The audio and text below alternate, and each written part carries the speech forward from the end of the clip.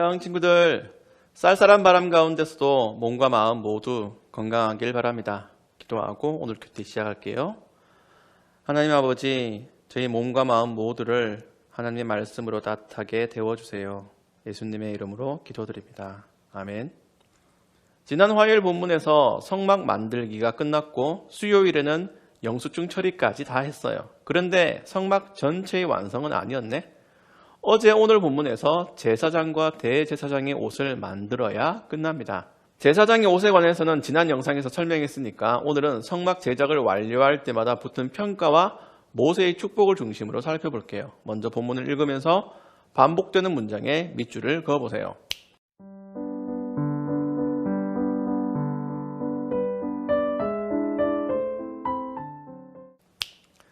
대제사장의 옷뿐 아니라 성막 제작 과정 전부에 여호와께서 모세에게 명령하신 대로 한 것입니다 라는 평가표가 따라붙어요. 합격이라는 거지. 일단 제사장의 옷은 화려해요. 대충 봐도 장난이 아닐 것 같죠.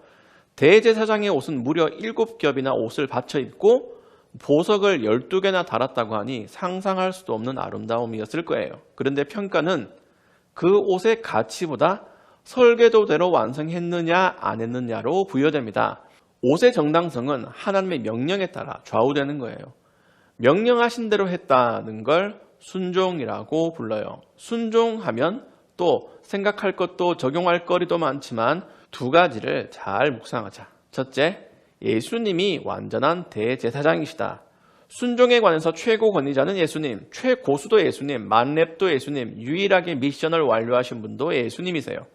30절에 그들은 순금으로 머리에 두를 거룩한 패를 만들었습니다. 그리고 마치 도장을 새기듯이 그 위에 여호와께 성결이라는 글자를 새겼습니다 라고 해요. 성결은 깨끗하고 거룩하다는 뜻이야. 제사장들은 그 패를 머리에 쓰는 관에 메었어요. 그러나 여호와께 성결이라는 글자가 실제 성결한 삶을 보장하지 못해요. 이스라엘의 실제 역사를 살펴보지 않아도 뻔해요. 인간은 애초에 하나님 앞에서 꾸준히 성결을 유지할 수 없어요.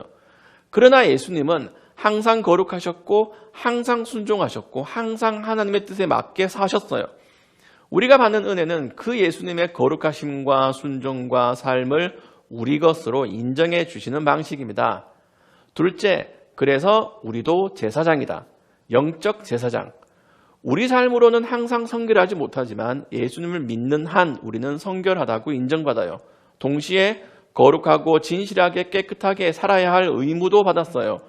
예수님의 순종을 우리 것으로 인정해 주시는 방식을 숟가락 얹는다는 식으로 하찮게 표현해서는 안 되지만 만약 우리가 전혀 노력도 하지 않고 대충 살면서도 성결하다고 자부한다면 그건 진짜 숟가락 얹는 부끄러운 짓이고 묻어가는 죄악입니다.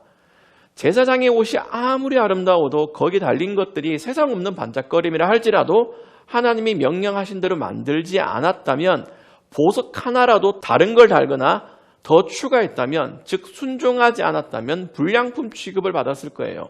우리 삶도 마찬가지입니다. 그리스도인이 되었다고 거기서 끝이 아니에요. 새로운 삶의 시작입니다.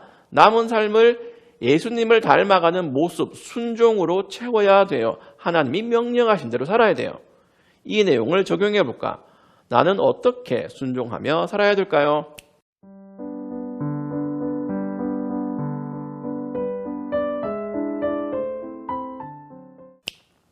그리스도인의 인생을 옛사람은 죽고 새사람으로 산다고 표현해요. 그리스도인의 생활 방식은 이전보다 뭔가 다른 평범하고 보편적인 라이프 스타일에서 벗어나는 겁니다. 그게 뭘지 고민해 보세요. 청소년기의 전형적인 특징을 따르지 않는 세상과 구별되는 나만의 방식을 생각하고 실천해 보세요. 내가 목사님이 정해주지 않은 여러분만의 스타일로 성결한 삶을 하나라도 만들어 보세요.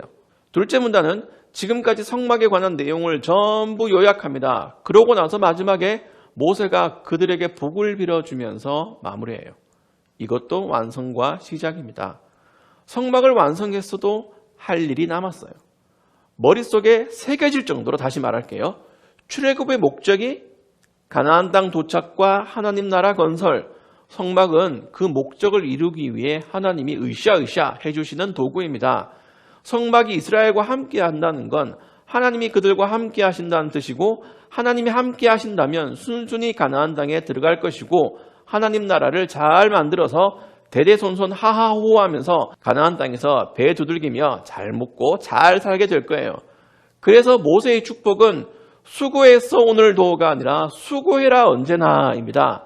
마치 천지창조와 같아요. 하나님은 세상을 창조하시고 사람에게 복을 주시며 세상에 나가서 할 일을 주셨어요.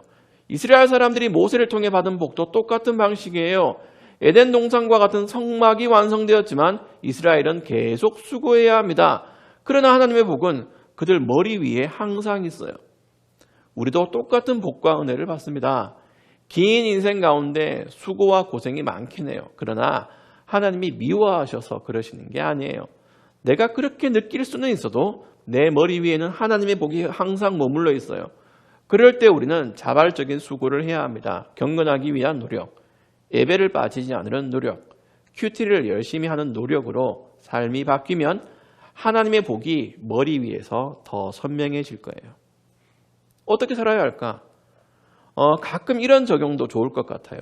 내 머리 위에 둥둥 뜬 복이 눈에 보이지는 않겠지만 하나님이 계신 하늘은 저 우주 멀리 어딘가는 아니지만 답답한 일이 있을 때 하늘을 보자. 그리고 눈에 보이지 않지만 확실한 하나님의 복과 은혜를 마음으로 되새기자. 거기서 힘과 위로를 얻는다면 하늘의 하나님이 여러분에게 방긋 웃어주실 거예요. 기도합시다. 아버지 하나님, 오늘도 말씀을 읽고 묵상할 수 있도록 해주셔서 감사합니다. 깨닫고 결심한 바가 저희 삶에서 잘 이루어지도록 도와주세요. 무엇보다 하나님의 복이 내 머리 위에 머물고 있다는 것을 생각하며 항상 수고하는 저희가 되게 해주세요. 예수님의 이름으로 기도드립니다. 아멘.